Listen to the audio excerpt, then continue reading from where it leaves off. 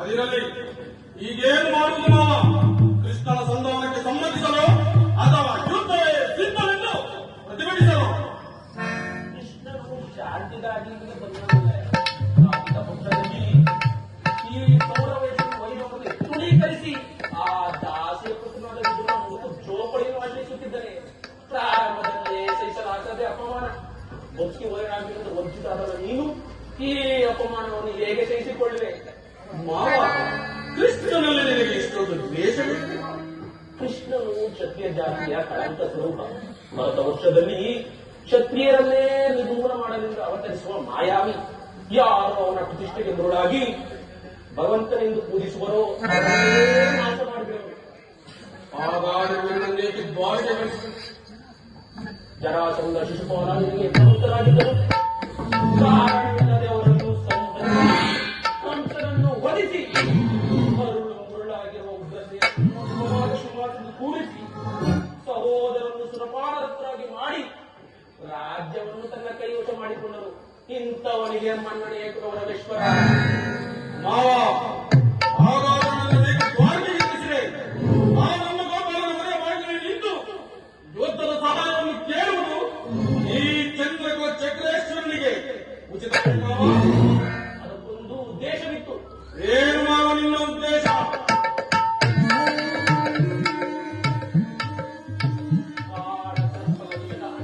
ಕಿತ್ತು ಎದ್ದು ಅದರೊಳಗೆ ಸರಸ ಮಾಡಬಲ್ಲದೆ ನಿಜ ಮಾವ. ಕೃಷ್ಣನಿಗಿಂತ ಕೃಷ್ಣನ ಜೋನ್ಮತ್ತವಾದ ಯಾದವ ಸೈನ್ಯವೂ ನಿನಗೆ ಔಷಧವಾಗಿತ್ತು. ಕೃಷ್ಣನೇನಾದರೂ ನಿನ್ನ ಪಕ್ಷವನ್ನು ಓಡಿಸಲು ಬಂದಿದ್ದರೆ ಕೃಷ್ಣ ನನಗೆ ನೀನು ಬೇಡ, ನಿನ್ನ ಸೈನ್ಯವೇ ಸಾಕೆಂದು ನಿಸ್ಸಂಕೋಚವಾಗಿ ಕೇಳಬಹುದಿತ್ತು. ಆದರೆ ಅರ್ಜುನನು ಆ ಸಂಕಟದಿಂದ ಪಾರು ಮಾಡಿದರು. ಮಾವ, ನೀನು ಹೇಳುವಂತೆ ಕೃಷ್ಣನು ವಂಚಕನೇ ಇರಬಹುದು. ಆದರೆ ಕೃಷ್ಣನ ಮೇಲಿನ ದ್ವೇಷದಿಂದ ಪಾಪ ಪಾಂಡವರು ನಿಲ್ಲಿಸಬೇಕಾಗುತ್ತಲ್ಲ ಮಾವ? ಪಾಂಡವರು ಆ ಪಾಂಡವರಿಂದ ಕೃಷ್ಣನಿಂದ ಬೇರೆ ಮಾಡಲಾಗದಯ್ಯ. ಅದೇಕೆ? ಏಕೆಂದರೆ ಅವರೆಲ್ಲ ಕೃಷ್ಣನ ಆಜ್ಞಾಧಾರಕರು. ಹೇಳಬಹುದು. ನೀನೇನಾದರೂ ಸಂಧಿಗೆ ಸಮ್ಮತಿಸಿ ರಾಜ್ಯವನ್ನು ಕೊಟ್ಟಿದ್ದೆ ಆದರೆ ಆದರೆ ನನ್ನ ವಿನಾಶಕ್ಕೆ ನೀನೇ ಕಾರಣವಯ್ಯ. ಹೌದಯ್ಯ, ಮತ್ತೇನಯ್ಯ? ಪಗಡೆಯಾಟದಲ್ಲಿ ಸೋತಾಗಲೇ ರಾಜ್ಯದ ಮೇಲಕ್ಕೂ ನಷ್ಟವಾಯಿತು. ಪುನಃ ಅದನ್ನು ಹೊಂದುವುದೆಂದರೇನು? ಸಾಧ್ಯವಿಲ್ಲ. ಕ್ಷತ್ರಿಯ ವೀರಗಳಿಂದ ಅನುಭವಗಳಾದ ಈ ಕುರುಭೂಮಿಯನ್ನು ಭಿಕ್ಷುಕರ ಯಾಚನೆಯಂದಿರುವುದು ಉಚಿತವೇ ಪರಮೇಶ್ವರ. ಪಾಂಡವರೇನಾದರೂ ರಾಜ್ಯಕ್ಕಾಗಿ ಹಂಬಲಿಸಿದೆ ಆದರೆ ರಣಕ್ಷೇತ್ರದಲ್ಲಿ ಜಯಿಸಿ ವಿಜಯಲಕ್ಷ್ಮಿ ಕೈಯಲ್ಲಿ ಮೇಲಿನ ಮೇಲೆ ಈ ದೈನ್ಯಂತೆಯ ಕೈಯ ಸರಿಯಾಗಿ ಹೇಳಿದ ನೋವನಾದ ಆ ಪಾಂಡವರಿಗೆ ಯೋಧದ ಸಲುವಾಗಿ ಒಂದು ಸೂಜಿ ಮನೆಯಷ್ಟು ಸ್ಥಳವನ್ನು ಕೊಡುವುದಿಲ್ಲ. ಅದು ಕೊಡಲಾಗದು. ಅಷ್ಟು ಮಾತ್ರವಲ್ಲ, ಸಿಂಹಣ್ಣ ಸಂಧಿಯ ನೆಪದಲ್ಲಿ ಬಾರಿ ಬಾರಿ ಪ್ರತಿಷ್ಠೆ ತೋರುತ್ತಿರುವ ಕಳ್ಳ ಕೃಷ್ಣ ತಕ್ಕ ಪ್ರಾಯಶ್ಚಿತ್ತರಾಗಲೇಬೇಕು. ಆಗಲೇಬೇಕು. ಆ ವಿಚಾರದಲ್ಲಿ ಒಂದು ಸಣ್ಣ ಸಲಹೆ. ಏನು ಮಾವ ನಿನ್ನ ಸಲಹೆ?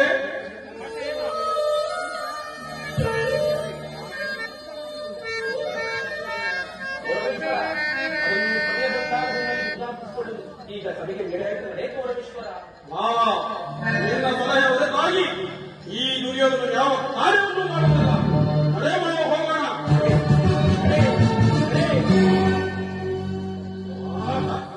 ಕುರುಕುಲದ ಕುಲಕೀಟವೇ ನಡೆ. ಕುರುಕುಲದ ರಣದಲ್ಲಿ ನೀನಾಗುವ ರಣದಲ್ಲಿ ನರಬಲಿ. ದುರ್ಯೋಧನ ನನ್ನನ್ನು ನಿನ್ನ ಹಿತೇಶಿ ಎಂದುಕೊಂಡೇನೋ ಮೂಡ. ಶಕುನಿ ಎಂಬ ಮೂರಕ್ಷರವೇನಾದರೂ ತಿಳಿಯದೇನೋ. ಶಾ ಎಂದರೆ ಈ ಶಕ್ತಿ ಪ್ರಧಾನರಾದ, ಹೂ ಎಂದರೆ ಈ ನಿನ್ನ ಗುರು ವಂಶವನ್ನು, ನೀ ಎಂದರೆ ನಿರ್ಮೂಲನೆ ಮಾಡುವ ಶಕ್ತಿ. ಬಿರುಗಾಳಿಗೆ ಸೇನ ಕಾಲ್ಮೋಡವನ್ನು ಹೆಬ್ಬಿಸಿ ದೇಶವೆಂಬ ಚಟಿದ ಗುರಿದಂತೆ ಆರ್ಪಡಿಸಿ ಕರೆಯಲ್ಲಿ ದರಚಿರುವಂತೆ ಮಾಡಿ ರಾಜ್ಯದಲ್ಲಿ ಅಶಾಂತಿಯ ಬಿರುಗಾಳಿಯನ್ನು ಎಬ್ಬಿಸಲು ಹೋದರೆ ನಾನು